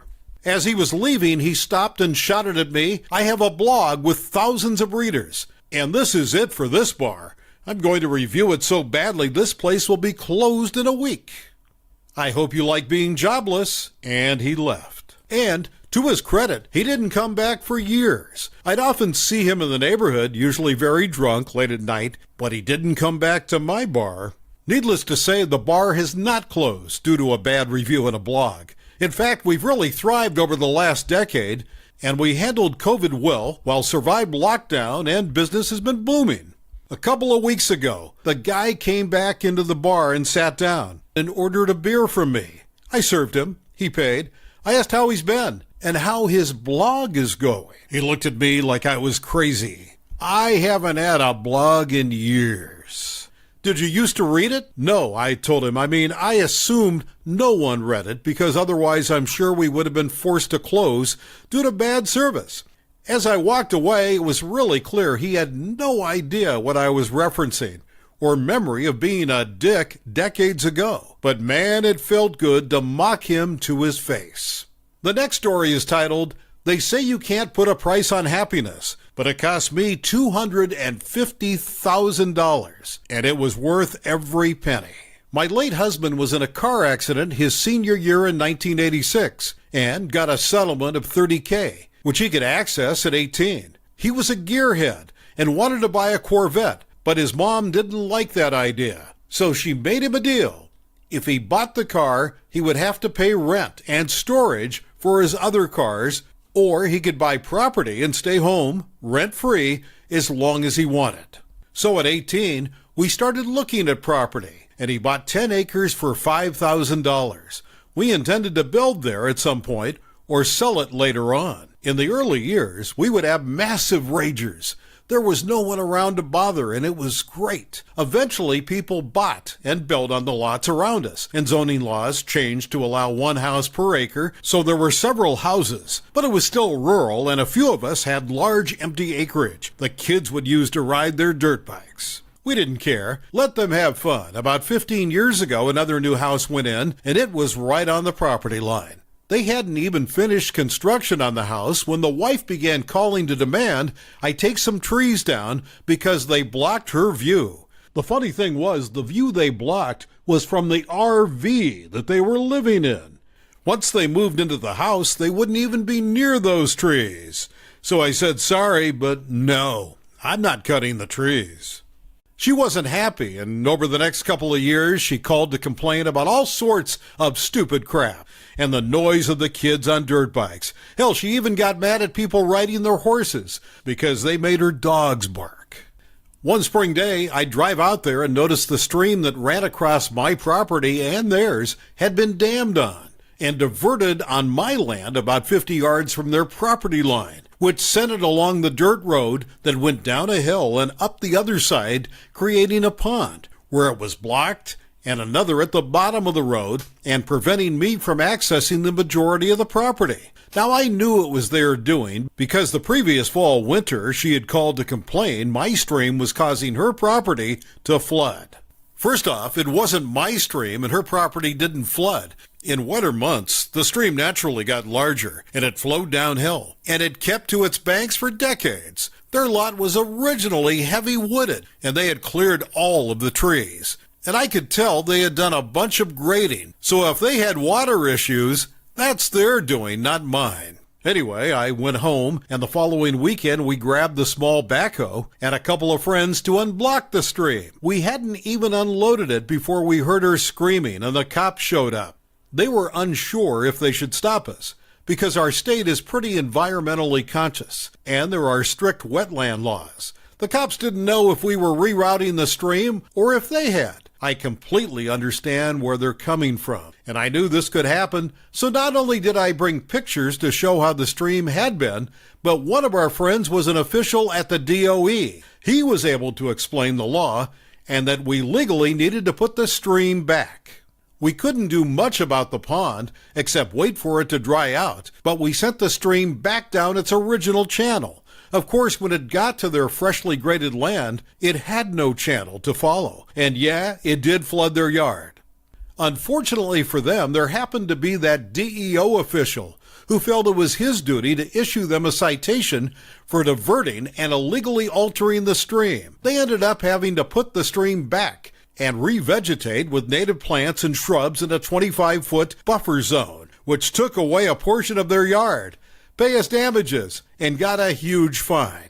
As the spring and summer progress, the kids on dirt bikes discovered the pond. By this time, it's 8 to 18 inches deep, and they are loving riding through it. So instead of just riding through there, they spent hours in that area, much to the annoyance of the neighbor. She calls the police multiple times, but the kids would either be gone or say they have permission to be there. So the police call us and we say, yep, let them ride. Now, we did have concerns about liability if they got hurt, but we like pissing her off. So we took the risks. Not the best idea, and thank God no one ever did that we know about. A couple of years go by and she has learned to text because we ignored her calls when she had something to complain about. I make my annual spring visit and notice there are 23 large cedar and fir trees cut down. 5 have been cut up, and a path leads directly to their very full woodshed. I was pissed.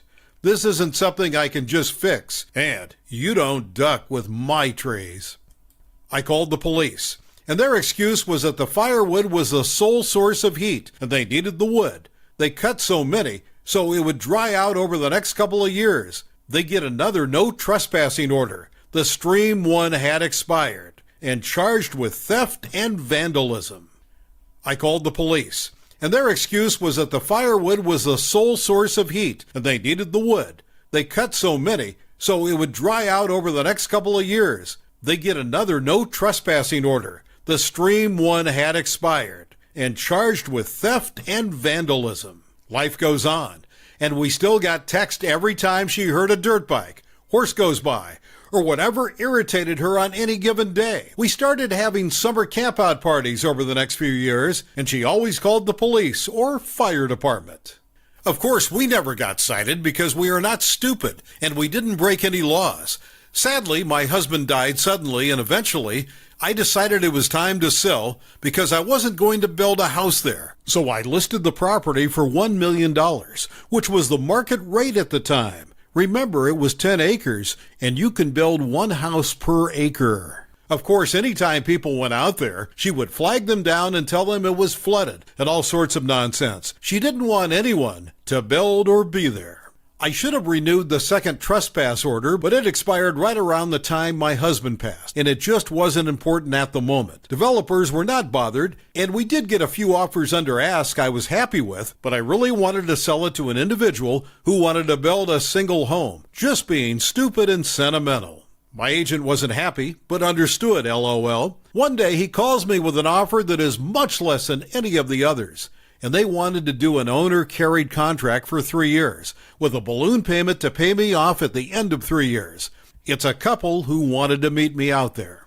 I didn't have anything going on the upcoming Saturday, so I said I would meet them with the understanding that I really wasn't interested in carrying the contract, and the price was too low. We figured they were hoping to change my mind, and we were hoping that they would come in with a better offer, LOL. They got there before me, and when I arrive, the idiot is there telling them how bad the property is. I parked on the main road and was walking in, so none of them knew I was there. As I approached, 2 little kids come flying up on dirt bikes. She comes unglued, grabbed a rock and threw it at them. Came nowhere close to hitting them. The guy immediately starts yelling at her and tells her to get the duck out of there. It scares her, and she left.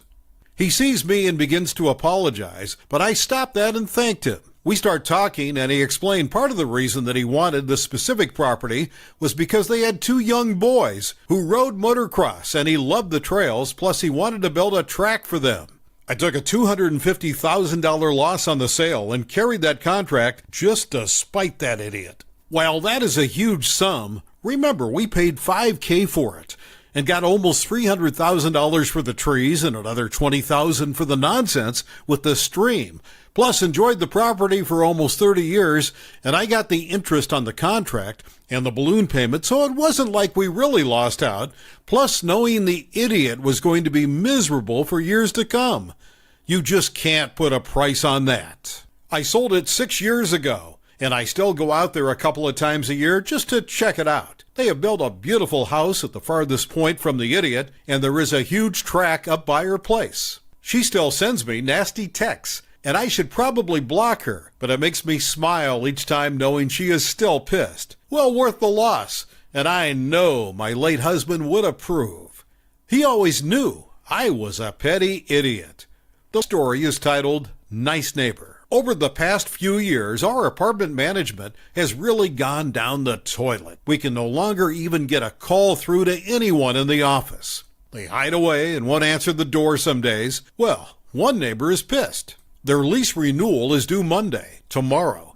They have attempted to contact them for over a month, and her rent is also jumping to $899 from $595 for a one-bedroom. The one bedroom is tiny, no washer and dryer in unit. This is a crazy jump. Her petty revenge is sitting in the laundromat telling people how to only spend 25 cents on a load of laundry. If they're going to duck her over, she's going to duck them over. The story is titled, Pedantic Manager Picks Apart Their Own Work. Backstory. I worked for a high street retail chain that in their infinite wisdom ditched the store manager position and instead had 4 assistant managers running a store. This led to intensive workplace politics as the more competitive staff kept trying to pull stuff to make out they were the big dog, despite the fact that we were all on the same level. Setting the scene, our area manager asked each of us to produce a weekly rota so that between us we would have a month's work of rotas prepared. The most pedantic, least liked, and most determined to be the big dog assistant manager took this as their 9 billionth opportunity to try to pick apart our work to satisfy their superiority complex and criticize our work to make out like they were managing the managers. Pretty sick of the constant unnecessary workplace politics, I decided to bring them down a peg or two. I found every excuse to delay producing my rota until I knew that everyone had finished doing theirs. The pedantic assistant manager badgered me all week, again trying to manage someone at the same level for extra superiority points. Cue the revenge. On the last day before we were due to submit, all the assistant managers were in, so I took the opportunity to make my own rota from scratch. Having finished it, I saved it, then produced a second rota to set a trap for my micromanaging colleague. Basically, I copy and pasted their rota, so it was an exact replica of theirs.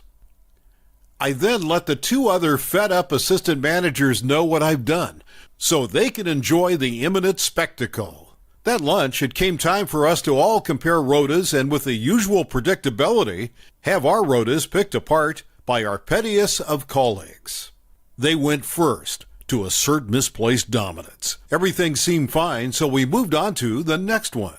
The next rota came out, and although it was perfectly fine, it was criticized left, right, and center by the usual culprit. The next rota came out, and again, despite being a perfectly acceptable rota, needed tweaking, critiquing, and changing to meet our annoying colleagues' faux higher standards. Finally, we came to my rota. I opened up the spreadsheet with the copied rota, and lo and behold, it's not good enough.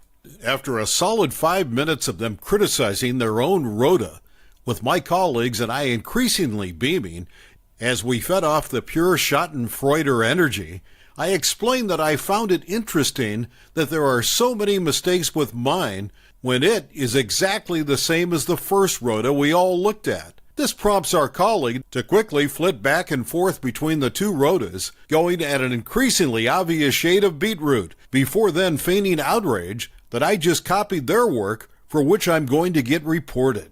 At this point, I highlight that won't be necessary as I bring up my real rota, and then announce I'm going back to the shop floor. My 2 grinning colleagues do the same, leaving the final petty assistant manager alone to fully soak in the petty revenge they have just been served with. The next story is titled, Barbara Does It to Herself. We'll call the couple Stu and Barbara. Barbara is a witch, literally. She took up some religion they call themselves witches. Barbara love-bombed a very smart but socially inept friend of mine named Stuart. Stu is a super quiet, super smart actual rocket scientist and was smitten with Barbara. Barbara was smitten with Stu's house, money, etc. No amount of telling Stu would stop him. He was under Barbara's spell. She moved in with him, took over, cut off all his friends, and gaslighted the crap out of him. 4 years later, he sees the light. Time for Barbara to move out. She flat refuses. Stu has a very valuable china collection inherited from his great-grandparents. Barbara has always wanted that china, since the royal family somewhere has a set like it, and Stu had to lock it up in a valuable safe, since she breaks things when she doesn't get her way. When her eviction notice time was up, we helped pack up Barbara's crap, stacked the boxes in the garage and her parking space, and changed the house locks. Stuck around to see Barbara finally get the boot. The evil genius in our bunch got a bright idea. We took a bunch of warning, extremely fragile stickers from my shop, stuck them on the boxes, and wrote Stu's China with a big black Sharpie. Barbara comes out with her sister and another harpy witch friend, sees the boxes in the garage, and blows up. Argument in the yard. She can't get in the house. She starts losing it when she gets in her SUV and sees the boxes again, backs up, and rams them so hard it broke through the wall into a storage room behind. She's not done. She backs up and rams the box's wall again, and we're already on the phone to police, and it's caught on the home surveillance camera. She rammed her own stuff. The cops weren't amused. Wanted to know why boxes were mislabeled. We said we reused the boxes from Stu's original move-in, since they were handy. One officer wasn't amused with Barbara, stayed to fill out reports, and actually laughed once it was all over. He's the one that said someone is an evil genius. I wish I'd thought of this in my divorce, since his wife burned, cut up virtually everything he owned. Barbara has since attempted to break into the garage or house 3 times in the past 2 weeks. Police have camera footage. What's left of her crap was delivered to a storage locker that 1 month rent was paid on, and no, we didn't rebox any of it. It's in the same state she left it in the garage. Drywall, wood splinters, insulation, and all. Stu is spending a lot of time with us, catching up, trading insane ex-stories, smiling more than I've ever seen him since he met Barbara, and I couldn't care less where Barbara is. And I hope it's awful with her friends barking at the back door constantly. The next story is titled, Duck with My Go-Kart Brakes, I Duck with Your Life. So you see, me and my 2 other friends went for a go-karting a few weeks ago with our own go-karts. We each have a Rotax Max go-kart. It was our second to last race for the season. I was leading the championship, and my friends followed 2 and 3. If I won this race, the 3 of us will be going to Italy to finish our karting career and go on to Formula Reno. My pace was out of this world this weekend, and it looked like I would have won the championship even before the race started. My friend's father had a team that we were in, and he was not sparing any expenses. A simulator that will help us improve. So the day before the race, where we practiced on the simulator, going through the data, all that stuff, we had left our go-karts outside because we were from practice rounds. We had someone, let's name him Bob for this story. He was the dirtiest driver in the league, but his father had deep pockets and would always pay if his son was removed from the league. He was somehow the 5th in the championship, but we did not mind. We had someone, let's name him Bob for this story. He was the dirtiest driver in the league, but his father had deep pockets and would always pay if his son was removed from the league. He was somehow the 5th in the championship, but we did not mind because he never used to disturb us. But this weekend was something we did not expect. When doing practice rounds, he used to slow down and wait for us to come by, and then try to hit us off the track. Luckily, we were able to get through, but my friend got hit and broke his front axle. All hell broke out. We stopped our carts at the side of the track, where it was safe, and rushed back to our friend to check on him. I was really mad at Bob and started arguing with him about his act, and he could have seriously hurt him. We left the scene and took our friend to the paramedics who were on site. We got him there and took our carts back to the tent that was for our team. I walked back and helped get my friend's cart from the barrier and took it, got it hooked up to an ATV, and was taken to be repaired. Now, back to where we left. Bob came to where our team was and came to say sorry for what he had done, but he had a smile on his face. But we did not mind if we pushed our cart back onto the track and went for qualifying. I did not check if my go-kart was okay. Going through, if the gas worked, the brakes worked, we just went for qualifying. We started, and the first 2 corner you could take them flat out. No need to use brakes. But when I came to the 3rd corner, going at around 100 kph or 62 mph, came to the braking point, but when I stepped on the brakes, nothing happened.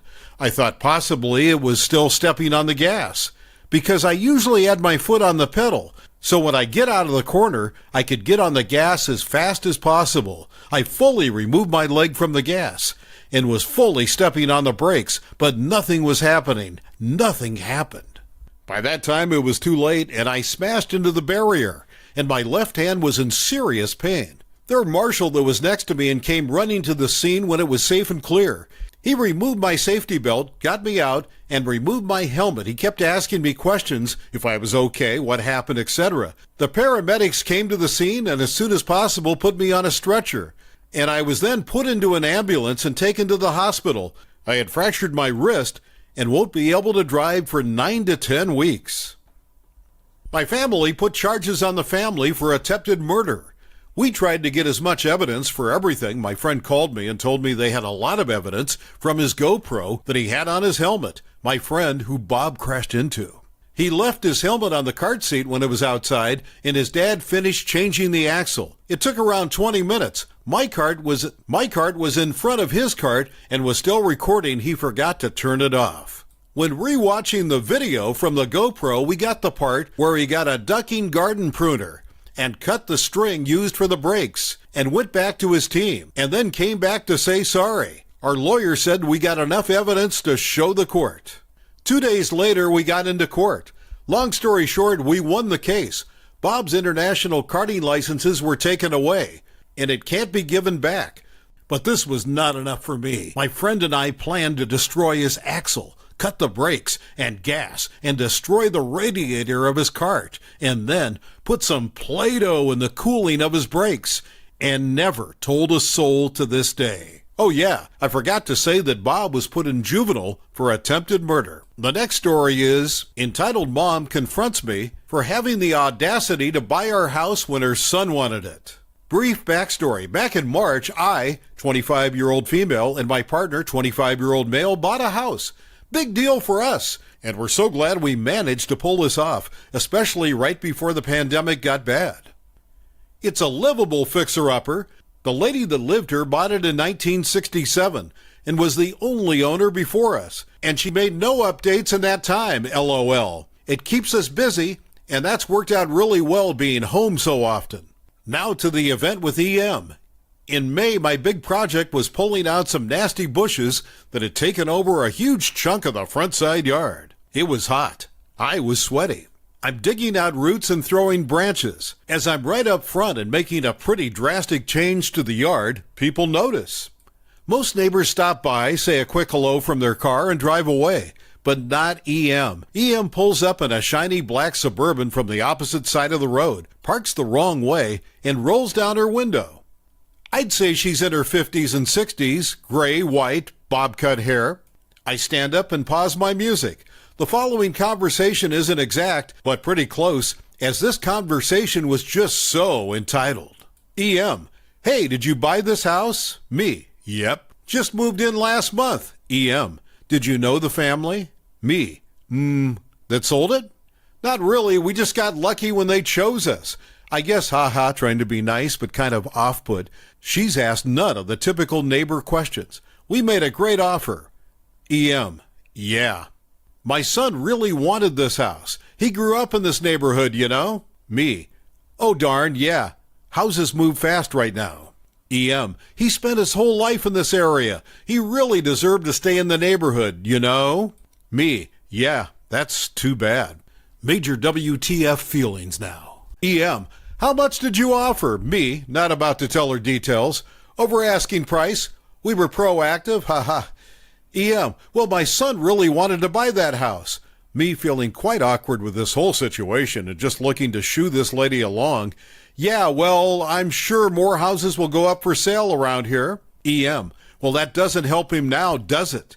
He had his heart set on this house. I just gave an exaggerated shrug and decided to resume my root cutting to try and give her the message. EM: You're probably flipping it. EM, he would have loved it. Me, we're not. We are staying long term. EM, yeah, right. She doesn't leave. I'm wondering if I should go inside or something. She just keeps looking at me expecting me to say something. I keep cutting at a root. EM, is it just you or did your family help you get it? Me getting pretty short in tone. My partner and I bought it together. EM, my grandkids would have loved the yard. A loved yard makes a house a home, you know. Me, not looking up. Well, my dogs will love it, especially once I'm done. EM, seriously? I just scoff.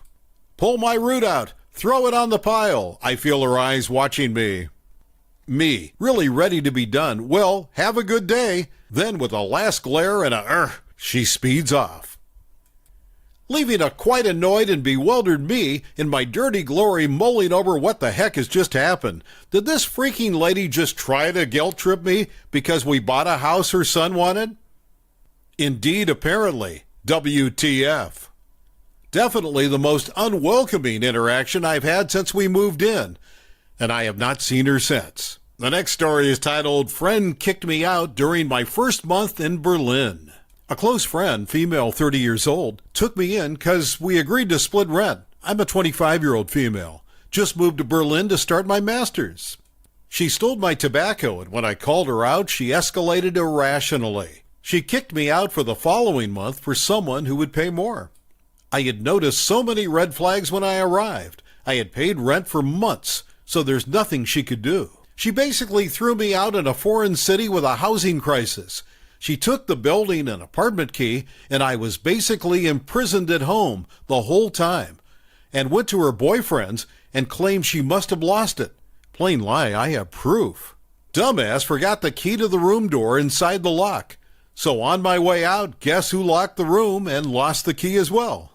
Oh, I might have forgot the heater on. Oh, and she'll only be back in a week because I'd forgotten her a really good paying job at another city for this period. The story is titled, Revenge on Noisy Neighbors. Back when I finished high school, I got a job in a town away from home. I got 2 other girls who were colleagues, and we rented a room. Our neighbors were 3 university students. 2 of them were inconsiderate and would make noise past midnight, and we could hear everything through the walls. We requested them to reduce the noise severely, but they sarcastically told us to deal with it, and that they paid their rent and were free to do whatsoever. One day, I overheard one of them complaining of a headache and that he needed to sleep. Cue to me waking up my roommates. We started telling stories and laughing out loudly. The guy told us to shut it off, and I shouted through the walls, but we paid our rent last week. Suffice to say, we never dealt with that noise ever again. Thank you for watching. I would really appreciate it if you would like the video and subscribe to our channel if you haven't already. We'll see you again tomorrow.